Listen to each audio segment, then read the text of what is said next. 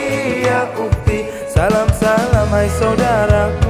Semoga Allah merahmatimu, salam-salam wahai semua. Semoga hidup jadi bahagia.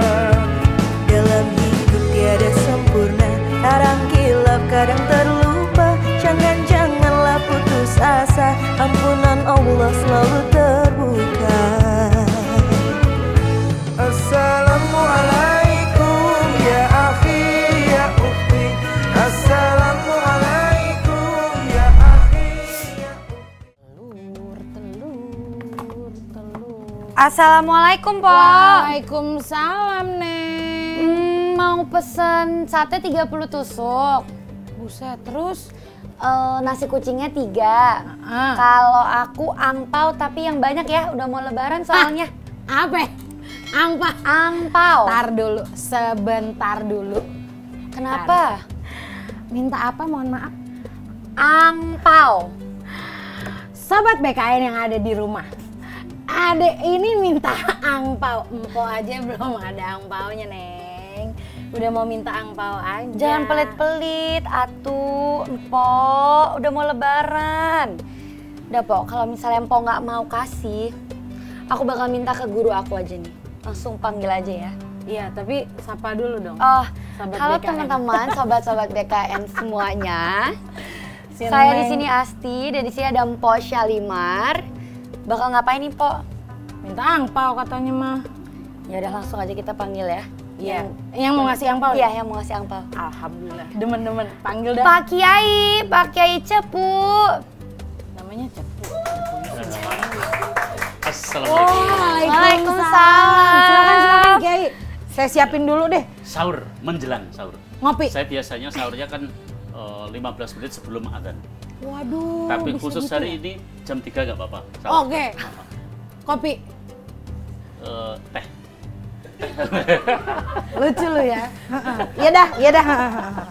Bagus. Siap. Gimana nih Pak Kiai hari ini? Alhamdulillah sehat. Alhamdulillah. Po, cepet Po. Mau bagi Sabar. angpau nih. Tadi ada nasi kucing kayak Jogja. Nah, Pak Kiai orek teri apa ayam? Teri. Teri. Burung puyuh telurnya apa sate usus? Tidak kedua-duanya. Tidak kedua-duanya. Tempe goreng? Enggak. Tahu? Mencukupkan teri. Mencukupkan teri. Karena aku lagi poso. Poso itu apa, Pak? Puasa. Bukan. Opo-opo kerso. Oh, apa-apa mau. Apa-apa mau. Oke, siap. Tanyain tuh angpau, kali mau dibagi. Oh iya, Pak Kiai mau minta angpau boleh gak? Minta angpo atau penjelasan tentang angpo? Dua-duanya. Soalnya Empo tadi nggak tahu tuh. Iya, emang boleh Pak Kiai minta angpau lebaran. Amplopnya belum disiapin. Kalau nggak pada amplop namanya bukan angpo. Terus apa, Pak? Duit. Oh, salam tempel kali. Salam tempel. Iya, kan harus ada amplopnya. Bedanya sama THR apa, Pak Kiai? Kan kerja. Kalau nggak kerja, amplop kan diberikan kepada siapa saja. Kalau THR kan diberikan kepada yang kerja doang. Coba ditanyain, tadi kan Neng minta angpau, kali aja mau dikasih tuh angpau sama gurunya. Tanya dulu kali ya. Iya, Empo juga mau ya, Empo juga mau. Ish, tadi nggak mau, sekarang mau. Pak Kiai, boleh dong cerita sedikit sebenarnya asal usul kenapa bisa dibilang angpau daripada THR dan sebutan-sebutan lainnya itu gimana sih Pak Kiai? Dari katanya saja, berarti itu kira-kira bahasa Arab, bahasa Rusia, bahasa Inggris atau Jawa? Kira-kira. Angpau. Angpau. Bahasa Rusia, Arab, Inggris, Rusia, Jawa, Arab, Sunda. Jawa, Sunda. Rusia kali ya? Angpau, Bahasa Neng. Indonesia. Kan? Oh, iya. Oke. Sejak kapan itu muncul? Kan gitu ya? Oke. Dulu waktu kami berarti tahun 1990 ya, istilah itu tidak pernah muncul, belum pernah muncul di khasanah budaya keislaman kenusantaran keindonesiaan nggak pernah ada. Jadi orang kalau pulang dari Jakarta kemudian pulang ke Jawa, yang ditanyakan bukan angpau, tapi pengalaman. Ceritain dong di sana apa saja yang dilakukan. Karena itu pengalaman batin, pengalaman perjuangan, pengalaman spiritual itu yang didengar. Termasuk waktu aku dulu kecil mendengarkan cerita dari tetangga-tetangga yang berjuang di Jakarta, sehingga kami yang masih kecil, yang masih berkeinginan, wih keren ya, ternyata berjuang itu begitu. Nah, itu pengalaman ketika bahwa orang mudik itu nggak ada angpau. Semua orang mudik cerita pengalaman. Jadi kalau enggak paling orang Jawa kalau ditanya itu anakmu wis piro? Anaknya udah berapa? Gitu. Seiring berjalannya waktu muncullah sekitar berarti tahun reformasi ya, muncul budaya yang berubah tiba-tiba di saat Idul Fitri ada angpau. Sebelumnya padahal enggak. Pertanyaannya adalah dari mana itu? Dari mana itu munculnya? Ada 3 pendekatan di dalam budaya. Sambil minum. Minum aja Pak Kiai. Ada 3 istilah, ada asimilasi, ada amalgamasi, ada pluralisme. Ada 3.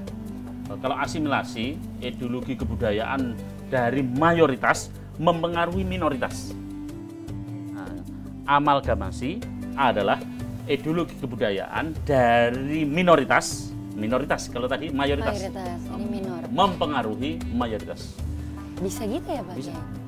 Yang ketiga pluralisme, masing-masing kebudayaan berdiri secara independen. Misalnya kayak gini, hari ini dulu salam kan misalnya tuh assalamualaikum warahmatullahi wabarakatuh gitu ya. Sekarang assalamualaikum warahmatullahi wabarakatuh, salam kebajikan, terus apa lagi namo budayo, digabung-gabung. Itu masuk dari 1, 2, 3 tadi masuk mana?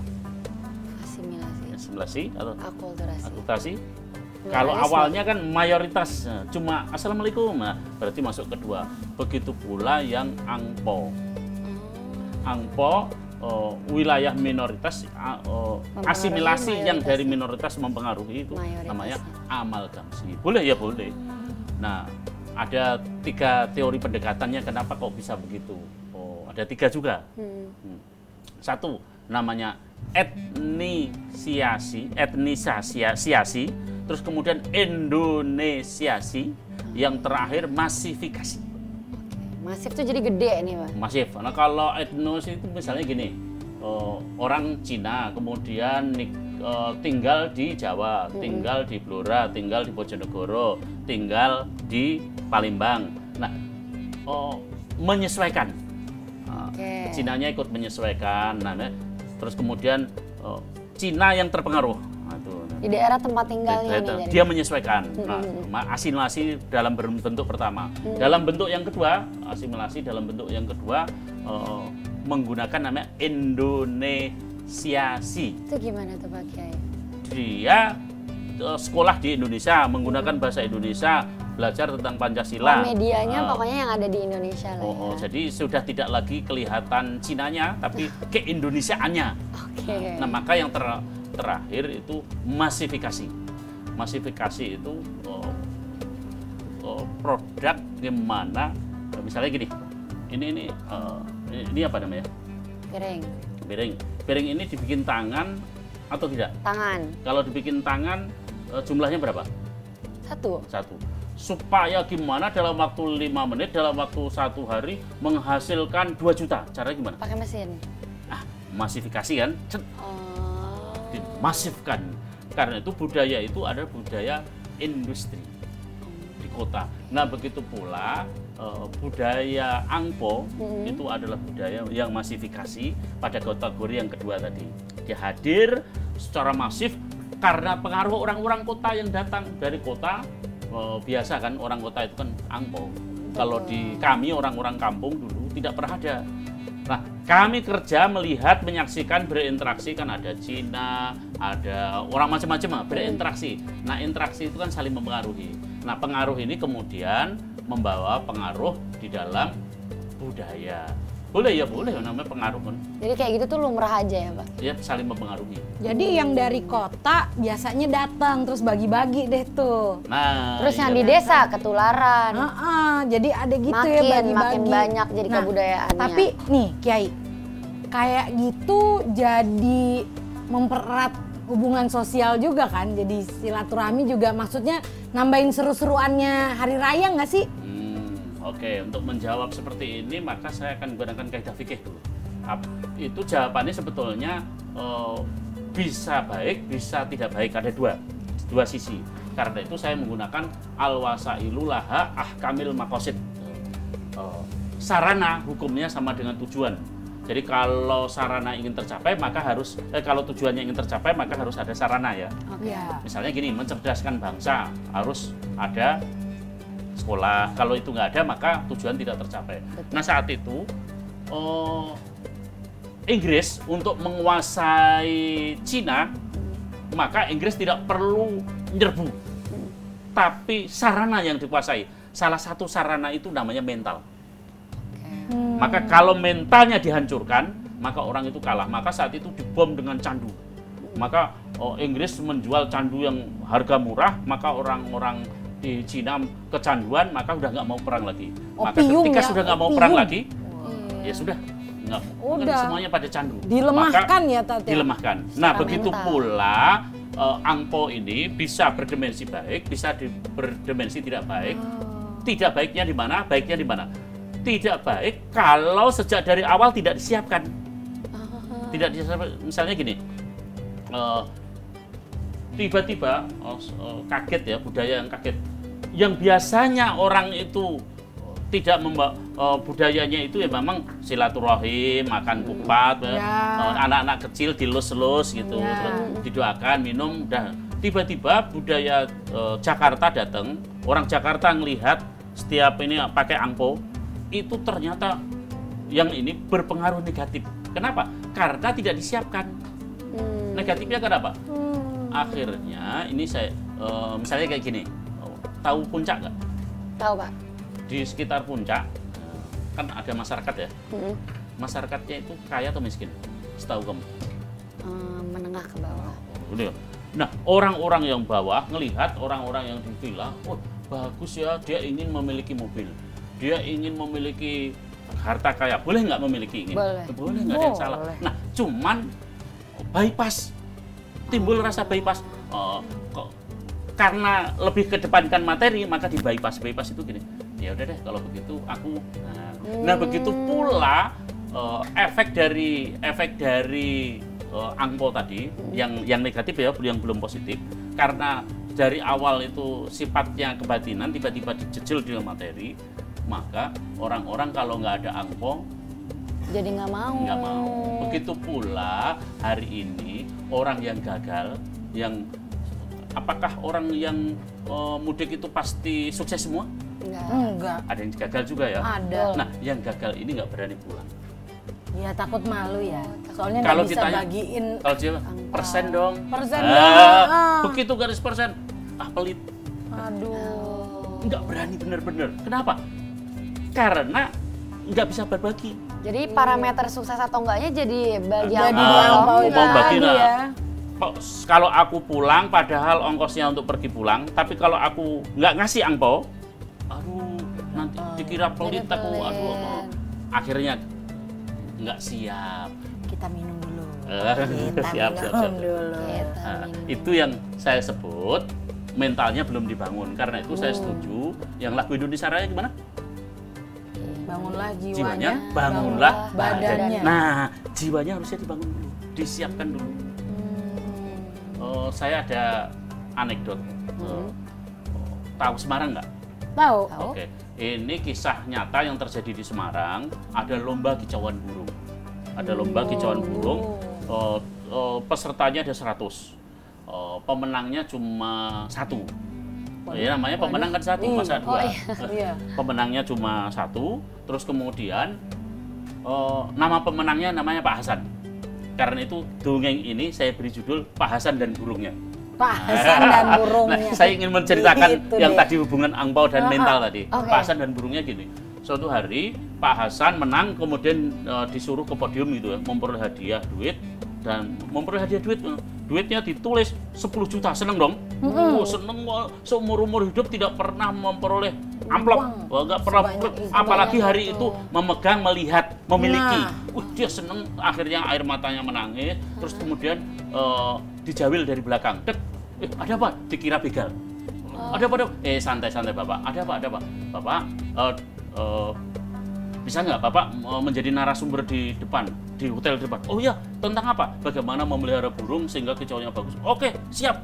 Akhirnya menjadi siap menjadi jutawan, menjadi narasumber. Setelah narasumber dikasih duit 7 juta, dia seneng lagi. Akhirnya datang lagi, Pak, di tempat yang beda, Bapak mau nggak menjadi seminar, workshop bagaimana memelihara burung sehingga kicauannya bagus? Itu dilakukan hampir tiap hari, keliling se-Indonesia, Sabang sampai Merauke, tentang bagaimana memelihara burung sehingga kicauannya bagus. Dan setiap menjadi pembicara tunggal mendapatkan angpau gede duitnya, sehingga dilakukan 3 tahun, sehingga dalam waktu kurang lebih 3 tahun menjadi jutawan. Ketika sudah menjadi jutawan dalam waktu 3 tahunan ini, Pak Hasan berkata kepada burungnya, dia berkata gini, nah ini pura-pura burung, burung, aku tahu tiap pagi kau cek, maksudnya kau ingin merdeka, maksudnya kau ingin bebas, aku tahu. Hari ini aku telah menjadi jutawan, aku telah menjadi orang kaya. Sebagai balas budiku kepadamu, ku buka sangkar ini. Ayo kabur. Kata Pak Hasan. Burungnya, aku nggak mau merdeka. Kenapa nggak mau merdeka? Kalau aku keluar dari sini, kemudian orang-orang tahu aku adalah burung yang cantik itu, aku adalah burung yang indah itu, maka orang-orang akan ramai-ramai menangkapku. Kalau nggak bisa ditebak, aku bisa ditembak dor, aku bisa mati. Kamu kan bisa terbang burung. Burungnya jawab gini, Tuan, sayapku sudah lama tidak pernah kukepakan. Aku lupa bisa terbang atau tidak. Kamu kan bisa berlari. Tuan, kakiku sudah lama tidak pernah menginjak ranting. Aku khawatir, aku geli. Maka begitu nempel di pohon, jatuh, kemudian ditebak, aku mudah ditangkap. Oh tidak. Aku nggak mau merdeka. Apa artinya kemerdekaan kalau membuat hidupku susah? Kalau aku di sini di penjara nggak apa-apa. Yang penting pagi siang sore aku dapat jatah makan. Tapi kalau aku keluar dari sini, aku harus mencari makan. Ya kalau dapat, kalau enggak, aku nggak mau. Pak Hasan marah, kamu pergi, enggak mau. Aku pergi, enggak mau. Ayal-ayalan. Apa yang terjadi? Pak Hasan marah, sangkarnya dia rusak. Pergi kamu. Pak Hasan burungnya ketakutan, enggak. Hingga suatu ketika Pak Hasan mengepakkan dengan kekuatan yang penuh, berharap burungnya kabur. Celakanya burungnya tengah begini, sehingga kepakan sang saudagar itu persis mengenai kepala burung, sehingga burungnya mati, matanya melodot, lidahnya terjulur. Terus kemudian Pak Hasan berkata kepada burung gini, dia mati gara-gara kemerdekaan yang kuberikan. Dia mati gara-gara kemerdekaan. Titik. Lakot kana fi qasasim ibroh li ayatil li ulil albab. Sungguh di dalam kisah ada pelajaran bagi orang yang menggunakan akalnya. Apa pelajarannya? Dari kisah burung itu. Siapakah burung yang kuceritakan? Burung itu jangan-jangan adalah anak-anak tetanggaku, burung itu jangan-jangan adalah anak keponakanku, burung itu jangan-jangan adalah anak-anakku sendiri, atau burung itu adalah para pemirsa atau mbak-mbak yang di sini. Siapakah burung yang kuceritakan? Burung yang kuceritakan adalah siapapun yang dididik secara manja, jasadnya tumbuh 17 tahun, 20 tahun, 30 tahun, tapi dia tidak berani mandiri karena sudah terbiasa. Nah, angpau bisa berakibat menjadi kerusakan kalau mentalnya tidak disiapkan.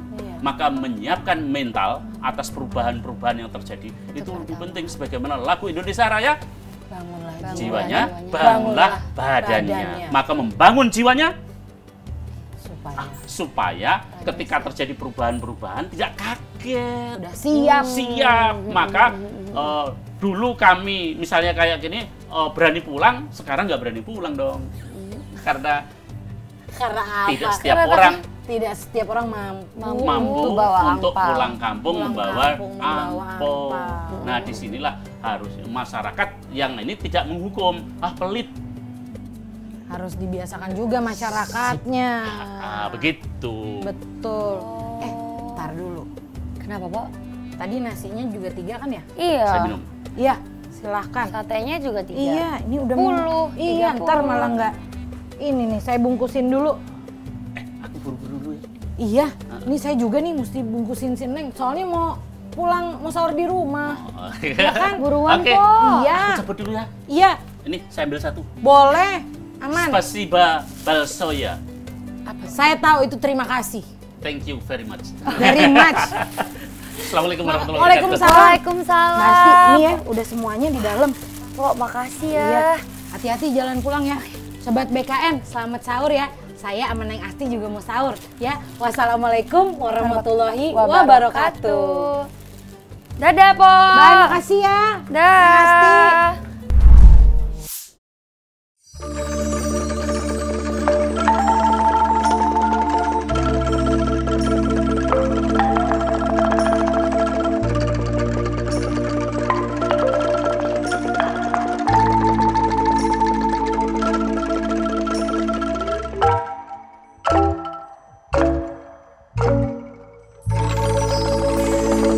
Menatap dalam gelap, tiada yang bisa kulihat selain hanya namamu, ya Allah.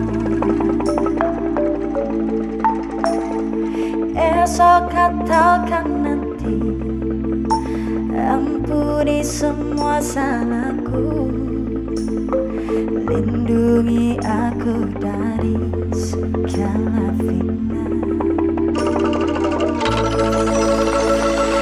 Kau tempat meminta, kau beriku bahagia, jadikan aku selamanya hamba-Mu yang selalu bertaubat.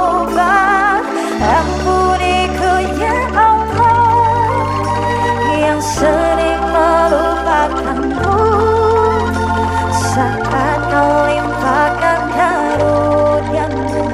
Dalam sunyi aku bersujud.